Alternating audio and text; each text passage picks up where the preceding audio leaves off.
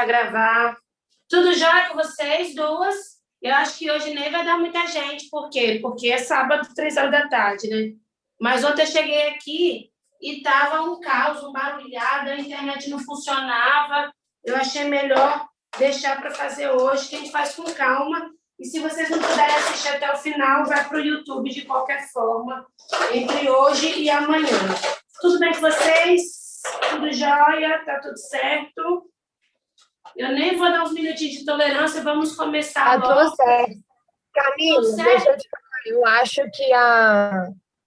Eu acho que a internet está um pouquinho ruim. A internet?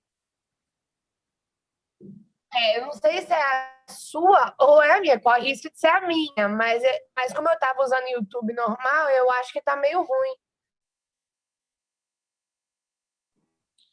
Deixa eu só ver aqui como que tá, rapidinho, tá? Para ver se tá logado na rede. Pois a internet Tá ontem eu não estava bom. conseguindo nem carregar o Zoom. Tava muito ruim. Deixa eu ver, tomara que hoje dê certo. Espera aí.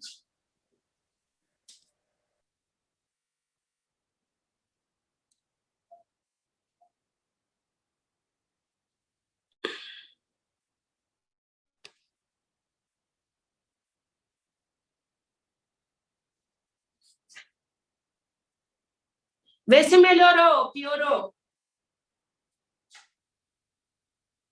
Ou tá ruim ainda? Para mim está travando um pouco, mas talvez é minha internet. Acho que é a Maria Luísa está aqui também. Será que ela está tendo algum problema?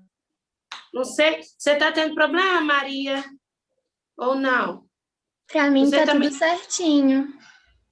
Então vamos tentar, Fran, qualquer coisa se travar demais, você assiste no YouTube depois também. Pode ser? Ah, tá bom. Tá bom. Tá? Eu tentei trocar, se travar de novo, você só me avisa. E cada semana vai ter um tema. O tema de ontem era para ser carboidrato, lipídio e proteína. Revisão não é aula completa. Claro que existe 1 milhão de coisas. Para eu dar carboidrato, lipídio, proteína e vitamina no curso normal, eu demoro 4 horas, 3 horas e pouquinho. Mas aqui a gente vai fazer as principais partes. Se vocês tiverem alguma dúvida, vocês vão parando e me perguntando, que aí a gente vai resolvendo. Vamos ver aqui até onde eu vou. Aqui. Então, vou começar com carboidrato. Carboidrato. E depois eu escrevo o restante, né? Vamos começar deles. Vocês têm alguma dúvida específica nesses assuntos ou não? Ou tá tranquilo para vocês? Porque senão eu vou passar. Carboidrato também é chamado de carbono hidratado, hidrato de carbono, glicídio, açúcares, mas a gente evita usar o termo açúcar porque nem todo carboidrato é doce, né? Quem que são os carboidratos? Carboidratos são polihidroxicetonas ou polihidroxialdeído, ou seja, vários álcoois com acetona ou com cetona ou vários álcoois com aldeído. E ele só tem na sua constituição 3 elementos químicos: carbono, hidrogênio e oxigênio. Por isso que é chamado de carbono hidratado, né? Porque H e O, fórmula da água. Então, hidrata o carbono. Quando você está falando de carboidrato, tem milhares de funções. A gente vai ver essas funções dentro de cada coisa que eu vou falar aqui agora. Se você pegar um carboidrato gigantesco e quebrar ele em vários pedacinhos, o menor carboidrato que você chega, a gente denomina de monossacarídeo. Então, quem que são os monossacarídeos? Monossacarídeos são os menores carboidratos que você possa ter. Então, aqui, monossacarídeos. Os monossacarídeos são moléculas que obedecem à seguinte fórmula: C1H2O1N, sendo que esse N é um número que varia de 3 a 7. Então, o que você pode ter? Se esse N for igual a 3, você vai fazer C3H6O3. C3H6O3. Se for igual a 4, C4H8O4.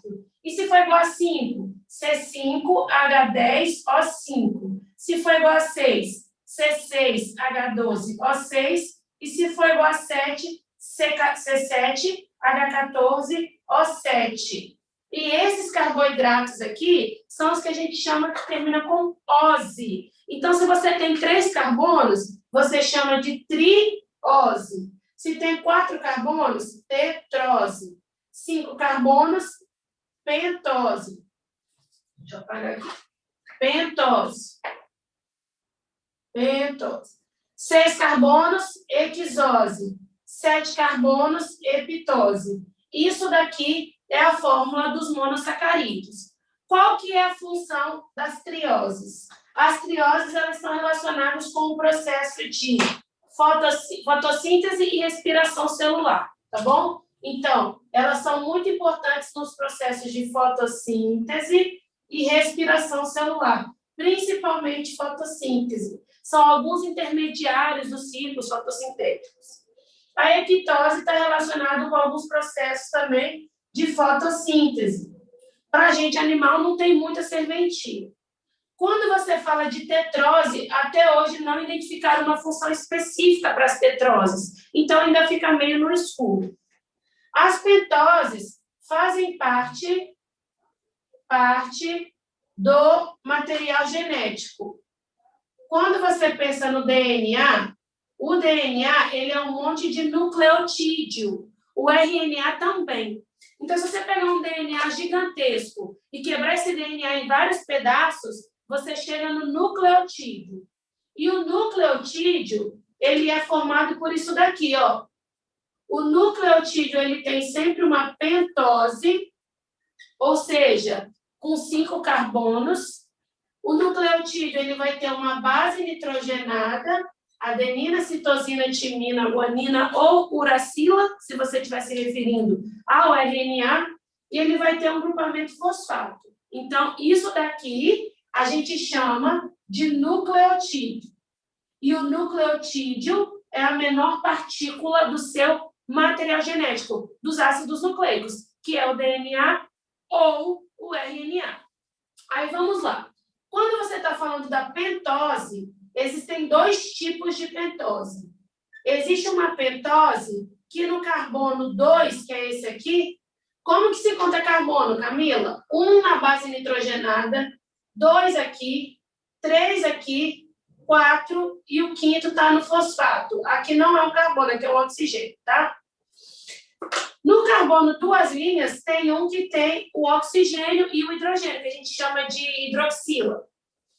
E você pode ter também aqui, ó, isso daqui, onde você deixa de ter o oxigênio. Essa pentose aqui, você chama de ribose. Ribose. Essa pentose aqui, você fala que é uma ribose que desoxidou, que deixou de ter o óxido, desoxidou. Então, é uma desoxirribose. A ribose está presente no RNA, a desoxirribose está presente no DNA. A ribose obedece à fórmula geral dos carboidratos. Então, ela é C5H10O5. Enquanto que a desoxirribose é uma ribose C5H10O5 que desoxidou, ou seja, deixou de ter um óxido. Aí, o que aconteceu com ela? C5H10O4. A desoxirribose é uma anomalia da fórmula geral dos monossacarídeos, porque ela é uma ribose que que deixou de ter o oxigênio. Quem que são as hexoses? Hexoses são três tipos de molécula que te dá energia. A principal delas, glicose. A outra, frutose. E a última, galactose. Frutose, glicose e galactose são hexoses, C6H12O6. E elas são isômeros, ou seja, têm a mesma fórmula molecular, mas têm a fórmula estrutural diferente. Glicose, frutose e galactose são utilizados em processos para você retirar energia, processos denominados de processos energéticos. E aí, qual que é a importância disso que eu acho muito legal? Deixa eu trazer para cá, que a gente aproveita mais o quadro. Qual que é a importância disso que eu acho muito interessante para vocês saberem? Quando você está falando de glicose, frutose e galactose, Glicose, frutose e galactose, apesar de terem a mesma fórmula molecular, ela tem a fórmula estrutural diferente. E a glicose é mais fácil de ser digerida pelo seu corpo e retirar energia do que quando você está se referindo a frutose e galactose, por exemplo. Por isso, o que a gente fala? Que preferencialmente o seu corpo vai tirar energia da glicose e não dos outros compostos. Mas se tiver só esses outros compostos, aí o seu corpo vai tentar tirar energia da galactose e da frutose também. Existe uma doença que eu chamo de galactosemia, que é quando você não tem a enzima que degrada a galactose. E o acúmulo da galactose é prejudicial para o seu corpo, tá? Então, se você é galactosêmico, você não consegue quebrar e tirar a energia da galactose. Passando para frente, se você juntar 2 a 10 monossacarídeos, você vai ter o que a gente chama de oligosacarídeos. Então, oligosacarídeos são vários monossacarídeos unidos, de 2 a 10 monossacarídeos unidos. Os monossacarídeos, eles se juntam, Os monossacarídeos, eles se juntam por uma ligação que eu chamo de ligação glicosídica. Olha um exemplo. Você vai pegar aqui o OH de um, juntar com o OH do outro, um perde o OH, o outro perde só o hidrogênio. É uma reação de condensação, porque você libera uma molécula de água e aí você junta esses dois compostos aqui. Essa ligação a gente chama de ligação glicosídica. Então, daqui para frente, todas as ligações entre os carboidratos vão ser chamadas de glicosídicas, né? Quem que são os oligosacarídeos? Geralmente, os oligosacarídeos, eles são intermediários da quebra dos polissacarídeos, que são os maiores carboidratos, até chegar aos monossacarídeos. Então, você tem um polissacarídeo, vai quebrar ele várias vezes, você chega em oligosacarídeo e depois você vai chegar em monossacarídeo. Dos oligosacarídeos que a gente mais tem que saber, que é importante para a gente, para o vestibular, são os disacarídeos.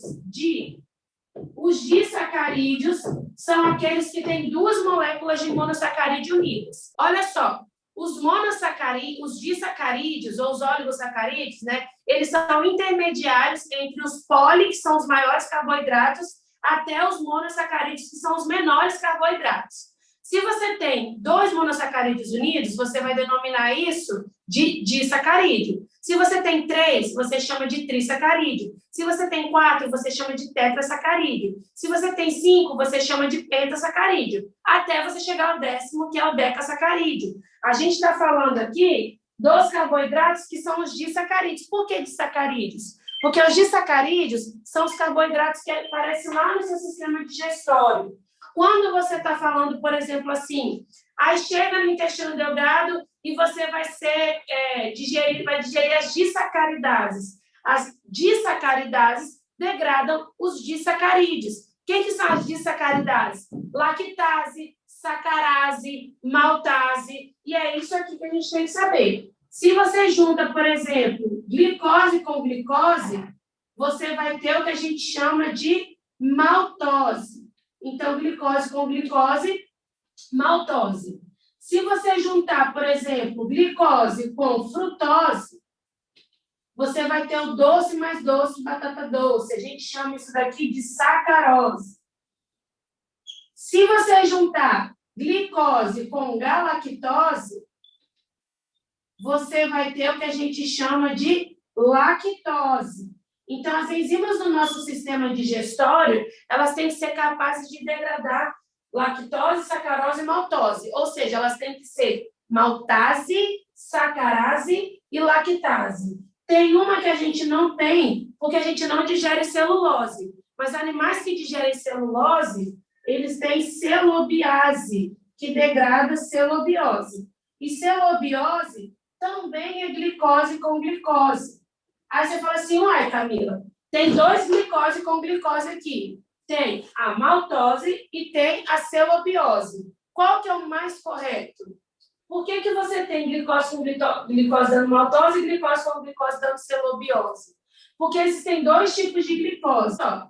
Celobiose é beta-glicose com beta-glicose, tá? Então, quando você junta beta-glicose com outra beta-glicose. E aí, a beta-glicose ela é mais para resistência, enquanto que a alfa-glicose é mais para energia. Então, a maltose está relacionada com o processo de energia e a celobiose estava na celulose. E a celulose é importante para resistência, tá? Vamos para frente. Até onde Deus permitir, não é possível. Existem os polissacarídeos.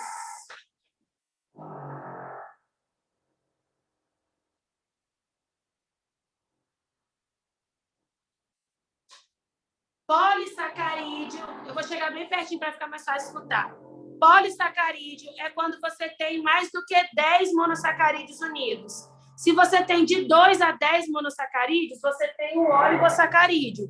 Se você tem mais do que 10 monossacarídeos, aí você vai ter o polissacarídeo. E o polissacarídeo pode ser de reserva, pode ser estrutural, pode ser cimentante ou pode ser anticoagulante. Vou anotar aqui para vocês e aí, enquanto esse barulho passa. Olha só, de reserva, cimentante,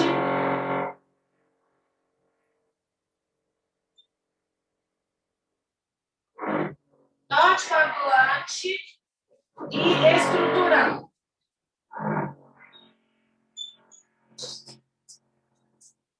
De reserva, a gente vai ter dois. A gente vai ter o glicogênio e a gente vai ter o amido, tá? O glicogênio é em animal e o amido é em vegetal. O glicogênio está em músculo e fígado e o amido está nas coisas tuberosas. Raiz tuberosa, folha tuberosa, caule tuberoso, que armazena energia, tá? Então, amido e glicogênio. Cimentante é o que a gente chama de une duas estruturas. E aí você vai ter aqui o ácido hialurônico. O ácido hialurônico funciona como um cimento celular. Ele une uma célula com a outra. Então, aqui, ácido hialurônico. O anticoagulante é a heparina. A heparina é um polissacarídeo, tá bom? E estrutural, você tem a celulose. Celulose está presente em parede celular de vegetal. E você vai ter também aqui a quitina.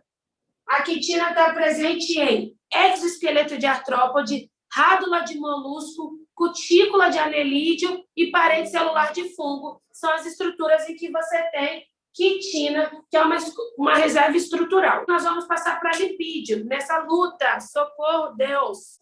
Os lipídios já são outra categoria de compostos orgânicos e a função dos lipídios é ser reserva energética. Então, a principal função de um lipídio é ser reserva energética secundária. Quer ver? Lipídios são apolares, porque não tem polo, então não se mistura com a água. Se ele não tem polo, ele não tem polo nem positivo nem negativo. Não tem como ele ligar no polo positivo ou negativo da água, então não se mistura com água. Outra coisa, os lipídios, eles são solúveis em compostos orgânicos, porque também outros compostos orgânicos também são apolares. Outra coisa, função de lipídio, reserva energética secundária. Então, reserva energética secundária. Ele armazena energia. Camila, quem que é reserva energética primária? O glicogênio. Acabei de falar para vocês que o glicogênio é reserva de energia. A reserva de energia primária é o glicogênio. Outra coisa, ele serve para modelagem corporal. O seu corpo é feminino ou masculino por conta dos lipídios.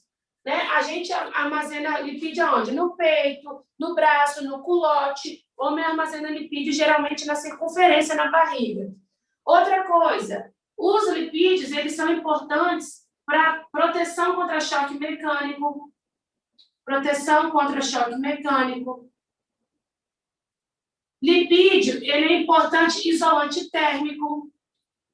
Quanto mais gordinho você é, menos frio você sente. É como se você tivesse um cobertorzinho dentro de você que protegesse você e você não sentisse frio dali para frente. Você tem aqui isolante elétrico, não se passa eletricidade em lipídio.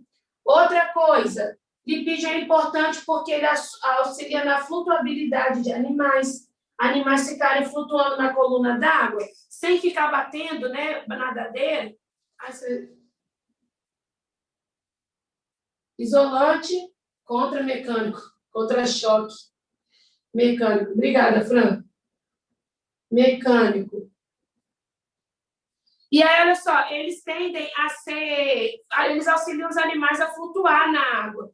Então, quanto mais lipídio você armazena, mais alto na coluna de água você fica. Outra coisa importante dos lipídios. Os lipídios, eles são importantes para produção, são precursores de vitaminas, e eles também auxiliam na absorção de algumas vitaminas, e também eles são precursores de hormônios esteroides. Estrógeno, progesterona e testosterona são os exemplos mais famosos. Então, o lipídio não é sempre vilão, na maioria das vezes não é. O lipídio é bom para fazer várias coisas. O ruim é o excesso de lipídio.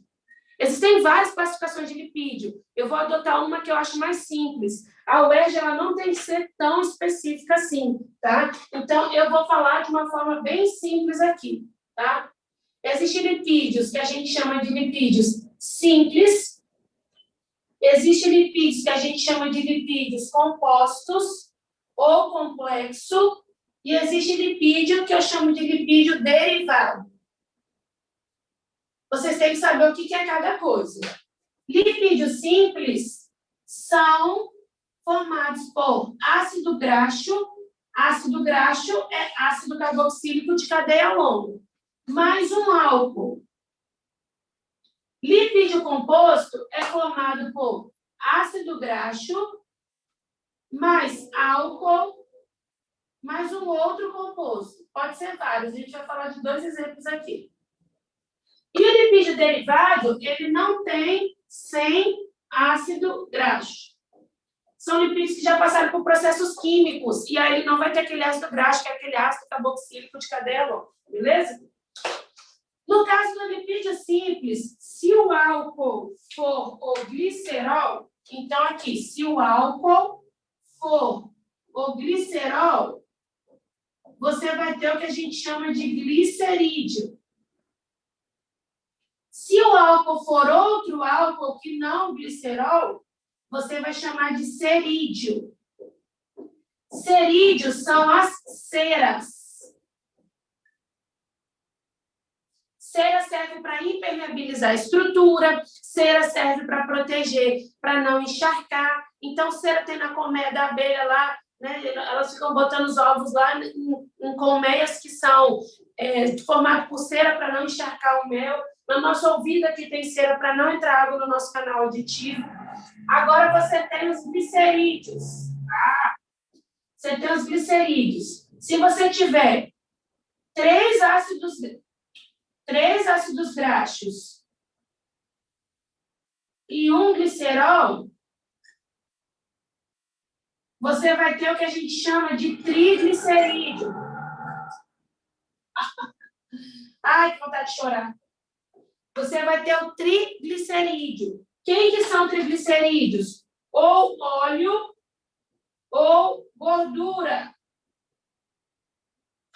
Características. Óleos, eles são insaturados, insaturados normalmente.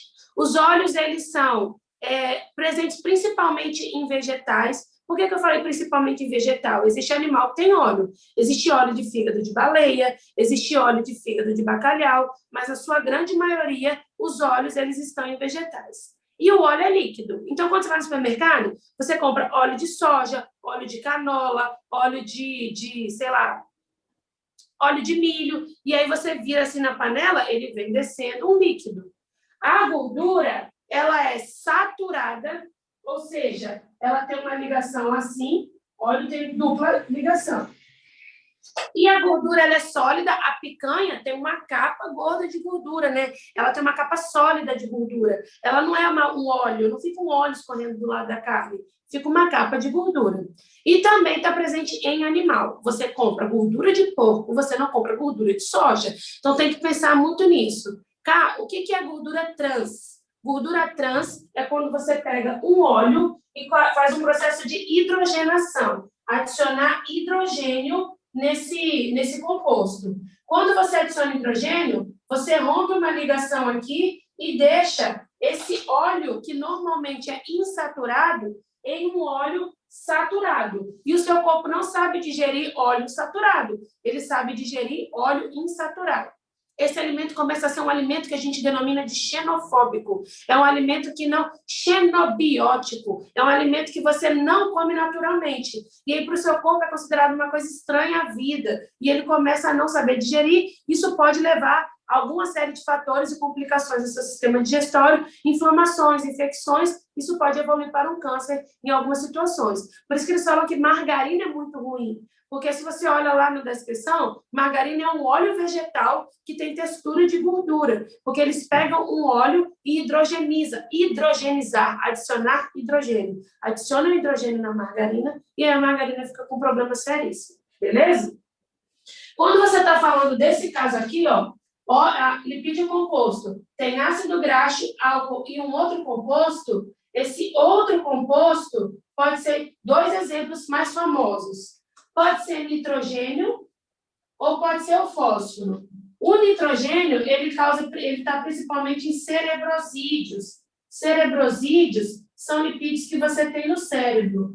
Um exemplo deles é a bainha de mielina. A bainha de mielina, que é um lipídio que envolve os neurônios, nossas células nervosas, elas têm uma constituição ácido graxo, álcool e nitrogênio. Tá?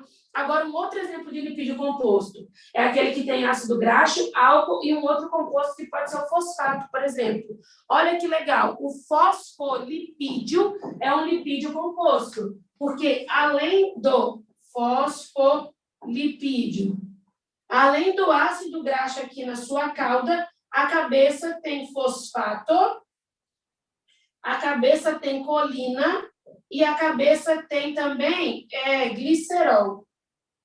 Ou seja, você vai ter o ácido carboxílico de cadeia longa, que é o ácido graxo, as caudas dos fosfolipídios, e você vai ter o álcool, que é o glicerol e a colina, e você vai ter um outro composto, que é o fosfato.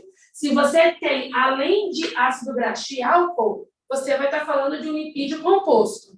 Agora, existem os lipídios derivados. Os lipídios derivados, geralmente, eles vão ter sua constituição anéis. O colesterol, por exemplo, é formado por anel. Ele não é formado por um ácido carboxílico de cadeia longa, tá? Quem que são os lipídios derivados mais famosos? Tem 2 grupos. Primeiro grupo, terpenoides. Terpenoide, dentro dele tem o retinol, que é a vitamina A, tem o beta-caroteno, que é o precursor da vitamina A, você tem o fitol, que é a radical da clorofila, você tem vários alguns tipos de prostaglandina, alguns odores de planta, isso tudo dentro de terpenoides. E você tem os esteroides. Os esteroides têm o principal representante, colesterol. Dentro dos esteroides está o colesterol, mas está também a vitamina D, está a prostaglandina, o colesterol é precursor de várias coisas, inclusive sal biliar, existem várias situações. O que possa se cair, por exemplo, de colesterol? Como os lipídios eles são apolares, eles não circulam no sangue, né? Eles circulam, na verdade, eles não circulam livremente no sangue, eles circulam associados com proteínas transportadoras. Essas proteínas transportadoras são proteínas que fazem o seguinte: elas pegam esse colesterol e esse ácido graxo que está circulando no sangue, abraça isso daqui, e como elas são proteicas, elas são polares, elas conseguem se movimentar. Mas quando elas abrem, dentro dela tem um lipídio. Uma coisa que eu quero que vocês saibam que caiu na prova da UERJ e que talvez possa ser pegadinha para vocês. do lipídio, quando você degrada o lipídio lá no seu sistema digestório, quando você tem, por exemplo, o lipídio simples, ele é degradado, você libera o ácido graxo e o álcool. Quando você tem um lipídio composto e ele é degradado, você libera ácido graxo, álcool e o outro composto, fosfato ou nitrogênio. Quando você tem um lipídio derivado, ele já passou por um processo de transformação. Dificilmente você vai conseguir fazer o processo de quebra disso. Então, na hora que você come colesterol, vai para o seu sistema digestório colesterol e vai para a sua corrente sanguínea colesterol associado com transportadores. Os ácidos graxos são aquelas gorduras que entram na nossa célula adiposa e vai compor esse volume aqui. Lembra a célula adiposa? É uma célula redondinha que tem o núcleo espremido, porque existe uma grande gotícula de gordura. E essa gotícula de gordura, a gente não engorda porque a nossa célula adiposa se multiplica muito. A gente engorda porque essa gotícula de gordura vai ficando cada vez maior e cada vez maior. E quem que aumenta essa gotícula de gordura? O ácido graxo. Quem que vai, então, produzir energia? A produção energética vem do glicerol, do álcool. O álcool que é o combustível. Então, na hora em que você degrada lipídio para obter energia, você não quer o ácido graxo do lipídio. O que você quer do lipídio é o glicerol, que é o álcool, que é o combustível, e é ele que vai lá para o processo de fosforilação oxidativa, lá no ciclo de Krebs, depois fosforilação oxidativa, no processo de respiração celular. Beleza? Então, é do glicerol que a gente tira a energia dos lipídios. O colesterol, ele pode compor as nossas membranas plasmáticas. O colesterol é importante para produzir o sal biliar, importante para a absorção da vitamina D, importante para fazer prostaglandina, importante para produzir hormônios e esteroides. Então, o colesterol ele já tem outra função. E aí, o que acontece? Quando você come colesterol e você não tem colesterol no seu corpo acumulado, não tem muito colesterol acumulado, aquilo que você está consumindo precisa rapidamente ser direcionado porque você precisa produzir todas essas coisas que eu falei.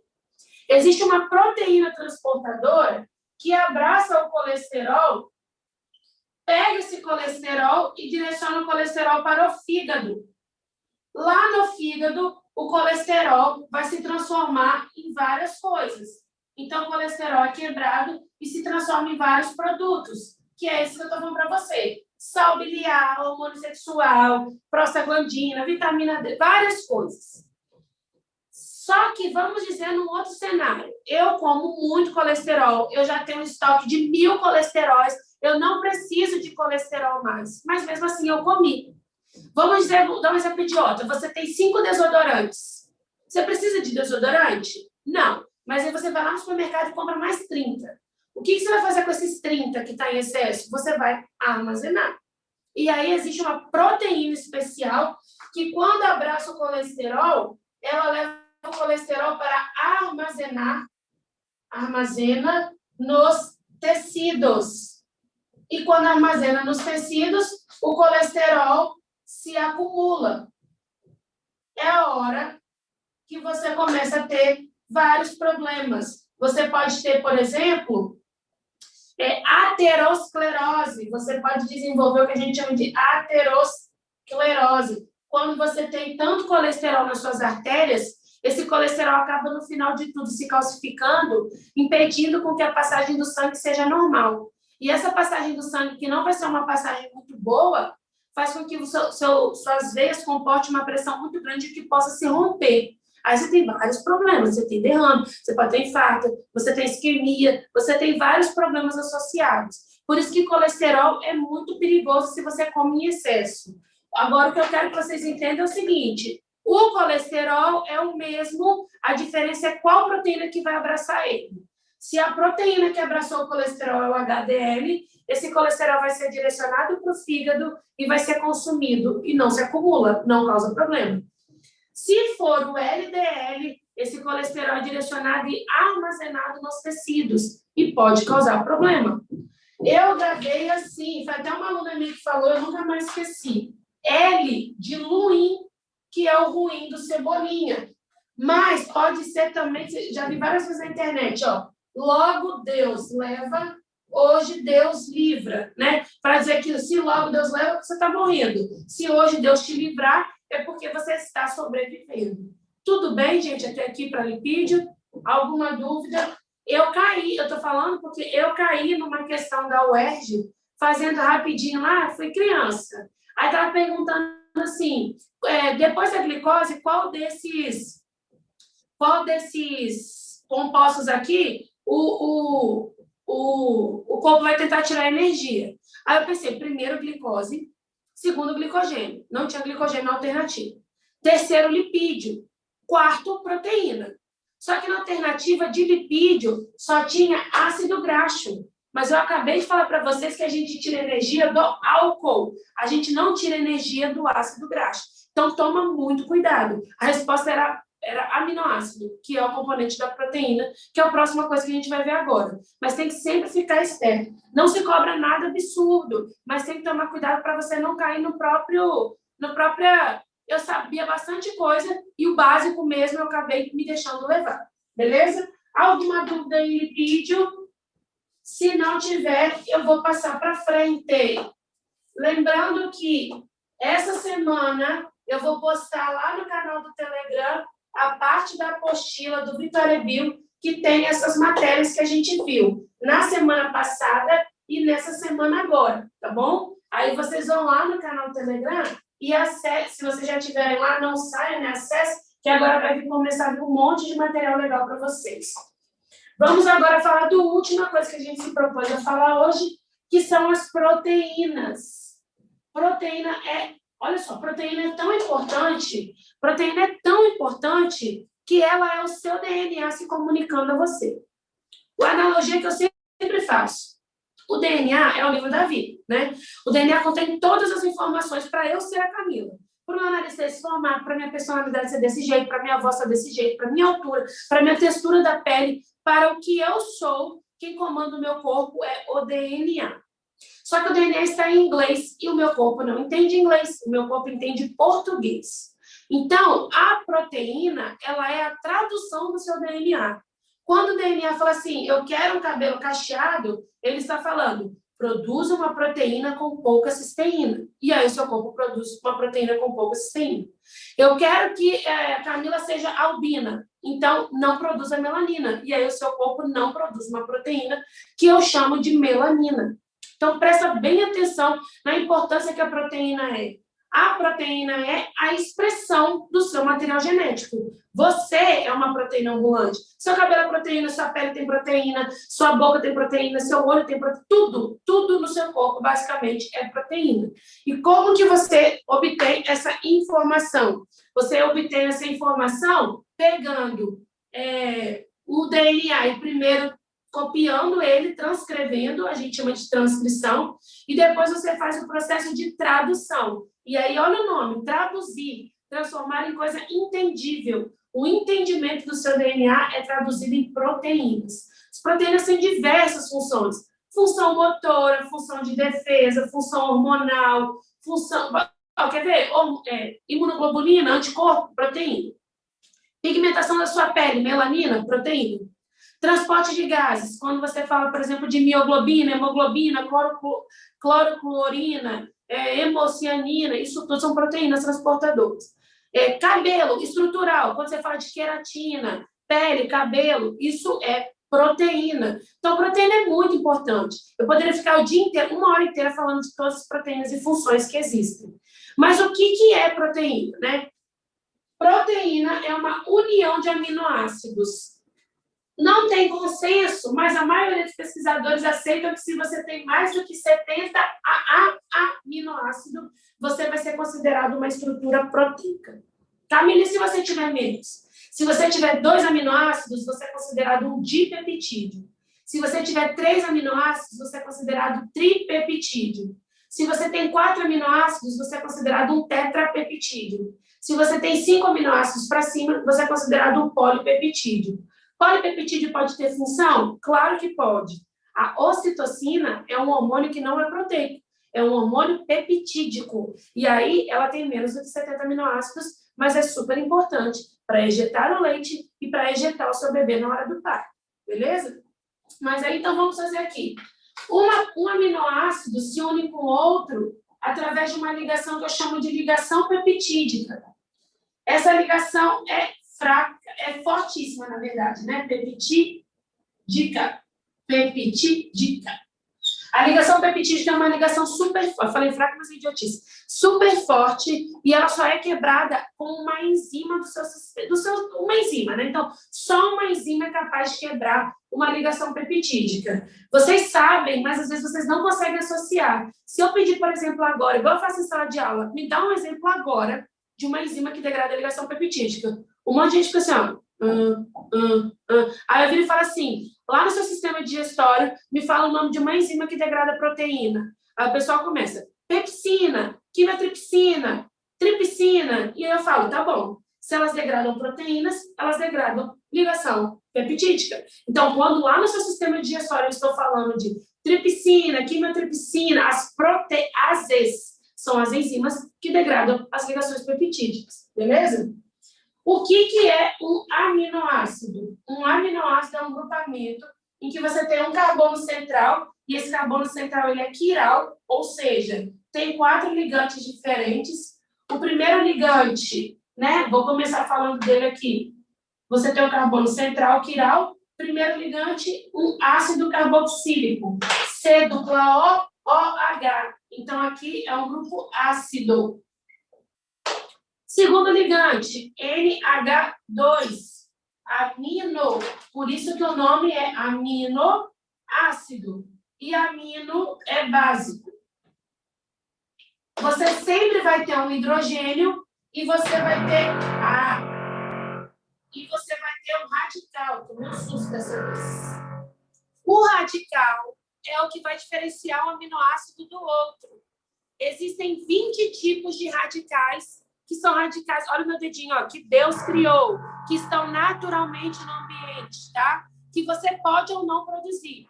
Existe um que é criado por ser humano, o criado pelo ser humano é a taurina. Ela é pensada na vitalidade do touro, e ela é feita por coisas e processos semelhantes que têm alguns compostos no testículo do touro. Por isso que é chamado de taurina. E a taurina te dá vitalidade, te dá fortaleza que o touro tem. Então tem aquela história toda. Está muito em energético. Você pode ter 20 tipos de radicais diferentes. Você pode ter, desses 20 tipos, 12 que você produz naturalmente em você. 12 naturais. E você tem 8 que são essenciais. Você não produz, mas se você não comer, você vai ter problema seríssimo. A gente chama de aminoácidos essenciais. Essenciais. Os essenciais, eu vou escrever as siglas deles aqui e já volto para falar com vocês. Deixa o barulho passando. Eles falam assim, ó, tem essa frasezinha que não tem sentido nenhum, mas me ajudou a gravar, eu até roubei do outro professor, nem é meu, tá? Mas tá lá, valeu, isoleu, metri, litrefé. Então aqui é valina, leucina, isoleucina, metionina, triptofano, lisina, treonina e fenilalanina. São esses aminoácidos que vocês têm que decorar? Eu acho que não. Eu acho que vocês têm que decorar alguns aminoácidos que têm algumas relações com algumas coisas que a gente estuda em biologia. E aí, esses aminoácidos, eu vou escrever aqui quais os que eu acho que são os mais importantes e vou explicar por quê, tá? Eu vou anotar ali, na hora que o barulho parar, eu já vou explicando, porque aí acho que vale a pena vocês anotarem. Olha só, eu acho que é importante vocês saberem desses aminoácidos e eu vou explicando cada um para vocês. No livro, na apostila que eu vou passar lá no Telegram, vai ter tudo isso escrito acho que é a página 25, já até ser a página, tá? Mas vamos aproveitar que parou o barulho. Quando você troca ácido glutâmico por valina numa proteína, você desenvolve uma doença que eu chamo de anemia falciforme. Então, às vezes, no vestibular, eles cobram. A anemia falciforme é a troca de qual aminoácido por qual aminoácido. É quando você troca ácido glutâmico por valina. Beleza? Prolina. Por que eu acho que a prolina é importante? O radical da prolina, ele utiliza o grupo amina para poder existir. Então, para a prolina, o grupo amino, o grupo orgânico, faz parte do radical. funciona mais ou menos assim, ó. C dupla O, OH, hidrogênio, isso tudo aqui vai ser o radical. Então, radical utiliza o grupo amino para você poder fazer parte. É o único que faz isso. Metionina e triptofano são os únicos aminoácidos que o código genético não é degenerado. Isso significa que não existe vários códons que codificam metionina. Também não existe vários códons que codificam triptofano. Metionina e triptofano são os únicos aminoácidos que existe um códon só que codificam eles. Esse códon para metionina é AUG e triptofano UGG. Não existe outro. Se você alterar aquele códon, você não vai produzir mais metionina nem triptofano. Glicina é o único aminoácido que o carbono não é quiral. Carbono não quiral. O radical é igual a um hidrogênio. Aí o radical vai ser igual a um hidrogênio. Beleza? Histidina, ela é considerada essencial no recém-nascido e ela é considerada natural no adulto. Aí você pode perguntar assim, Camila, como que o neném consegue histidina, então? Através do aleitamento materno. A histidina ainda é precursora da histamina. A histamina promove sua reação alérgica e também da adrenalina. Tá? Então, precursora da histamina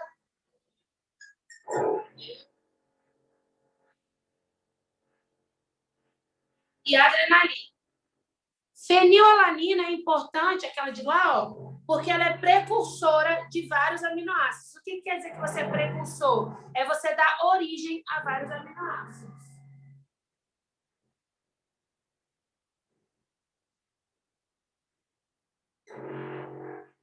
Se você não tem fenilalanina, você não consegue produzir outros aminoácidos. Aí você começa a acumular fenilalanina e você vai ter uma doença que eu chamo de fenilcetonúria. A fenilcetonúria é uma doença descoberta no teste do pezinho, tá? Então, é muito sério. Se você tem fenilcetonúria, você tem que evitar proteínas que têm alta concentração de fenilalanina.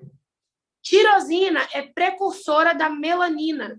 Se você não tem a enzima que transforma tirosina em melanina, você é albino. Então, o que é o albinismo? É quando falta a enzima que faz a transformação de tirosina em melanina. Tá? Então, tirosina origina melanina. Se você não tem a tirosinase, que é a enzima que transforma tirosina em melanina, você vai ter albinismo. E a cisteína é o único aminoácido com enxofre livre para fazer ligação, para fazer ponte de disulfeto. O que é ponte de disulfeto? Vou falar para vocês agora. As proteínas, para ela se estabilizar, para ela ter função, na verdade, as proteínas elas têm que se associar elas têm que se dobrar para criar um sítio de ligação, que a gente chama. Então, na hora que a proteína se dobra, além da ligação peptídica, ela estabelece outras ligações. Olha só. Uma proteína ela pode ter 4 estruturas: estrutura primária, estrutura secundária, estrutura terciária e estrutura quaternária. Presta atenção no que eu vou falar para vocês. Estrutura primária é proteína que está ligada a aminoácido ligação peptídica, aminoácido ligação peptídica, aminoácido ligação peptídica. Só isso. Então, aminoácido ligação peptídica, aminoácido ligação peptídica. Uma proteína, quando ela começa a se enrolar em hélice, ela vai ter aminoácido, a ligação peptídica e vai ter também pontes de hidrogênio. Uma proteína na estrutura terciária, ela vai estar super globosa. E aí ela vai ter ligação peptídica, ponte de hidrogênio e ponte de disulfeto. E a ponte de disulfeto é feita quando você tem cisteína. Olha que legal. Então, aqui você vai ter ligação peptídica, mais ponte de hidrogênio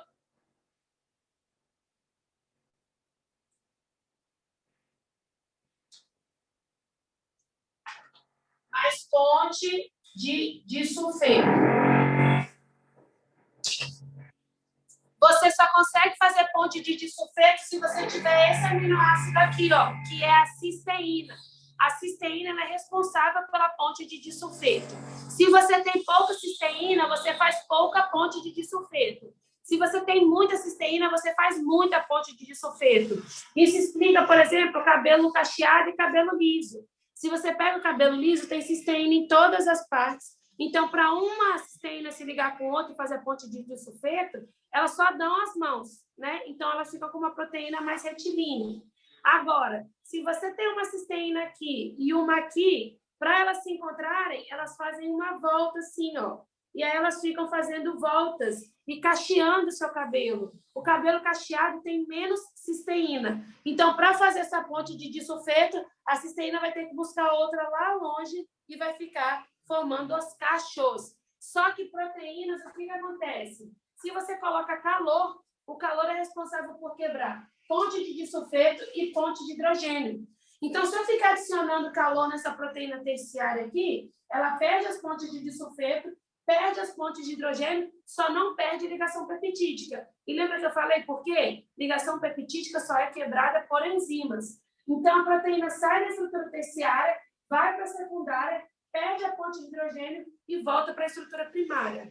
Proteína em estrutura primária é uma proteína sem função. Como que eu alisei o meu cabelo? Eu dei calor para o meu cabelo e depois joguei formol. Quando eu faço chapinha, faço escova, eu vou desnaturar uma proteína, fazer com que ela deixe de ter ponte de disulfeto, deixe de ter ponte de hidrogênio e fique só com as ligações peptídicas e aí o meu cabelo alisa.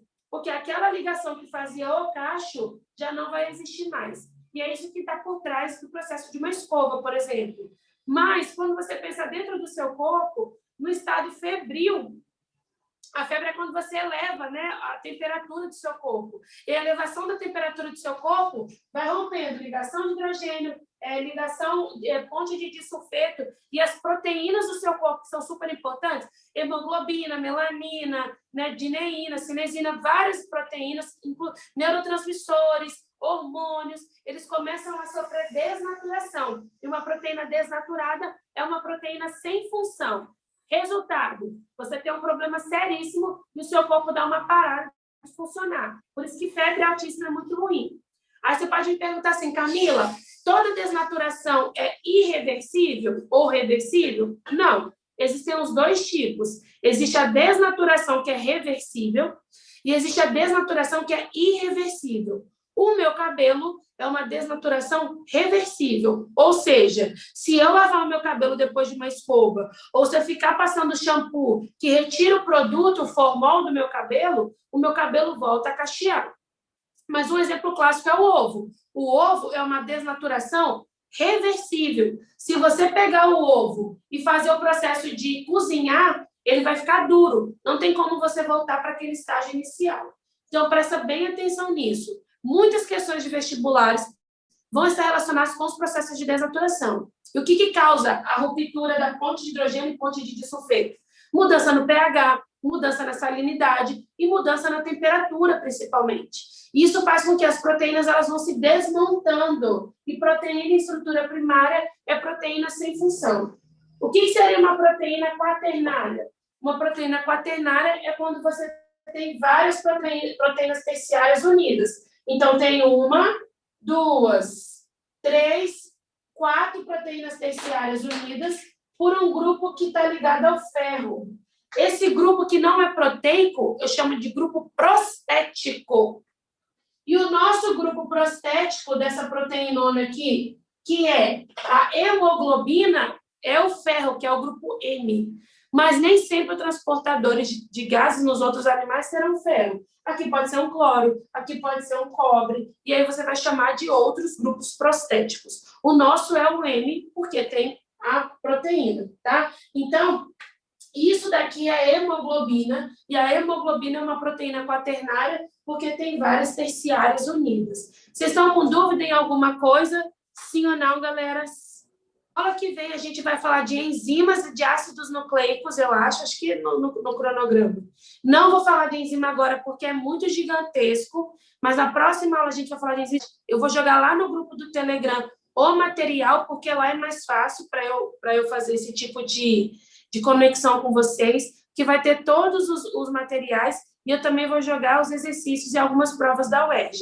Lá no YouTube já tem a primeira prova corrigida. Até amanhã eu vou colocar a segunda prova que eu estou fazendo a correção. Eu acho que vale a pena vocês assistirem. E essa aula eu vou editar, tentar diminuir esse barulho que está do lado de fora e subo no YouTube também. Tudo bem, galera? Na semana que vem é na sexta-feira de novo, 5h30. Só não foi essa sexta por conta dessa confusão toda, mas a ideia é sempre manter o mesmo horário no mesmo bate-canal sempre. Dúvidas? Tudo bem ou não? Se não tiver, nós vamos dando beijo. Até a próxima, galera. A gente vai se vendo, tá bom? Tchau, gente. Bom final de sábado para vocês.